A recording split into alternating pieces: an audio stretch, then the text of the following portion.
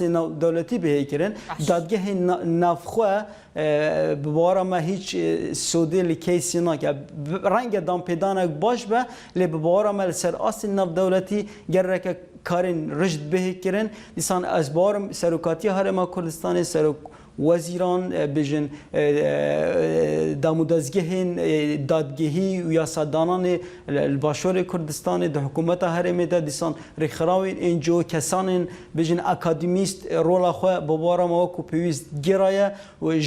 جرزگار کردن ج دکیومنت کردن اوانا من زانه هنه لدمی بوری 2014 ده حتی نه کسان اکادمیک لسر بجن خوب بخوبخشانه کفتینه شوپ کفتینه خدمت بوهندی کو وان داتان ور بگیره و همان دم دست جد بجم خزان ما ین کو بداخه و قربانی بوین گلک وکیلی نه گلک داتا دادن گلک پیشوازی دیکن به کچین ما زاروین ما بابین ما دایکین ما گلک وکیلی پیشوازی ل مدیکن لگاوا کام وکولین دیکیسان دیکه و باورم منجی دوی ام همو پکه و کاری بکن دوماهی بجن گوتنا کو ما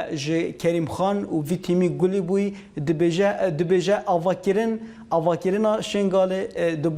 دوباره پرسین خدمت گذاری حتی کو دوماهی که اوه بتنه بجن ریگیری ناکه کجاردن ام بجن ترسا جینوسایدی لسر کردا بگشتی دیسان پیکات ازدی بتایبت ام بجن ریگیری ناکه ام دخوازن پرسک آشتی پرسک دیالوگک آشتی ایگرتن لسر اصلی نبدولتی به کرن بجن جغرافیا شنگاله همی به چارچوبه بیاسه و رسان نبدولتی سلامتی او به دابین کرن و دیسان لسر اصل عراقی او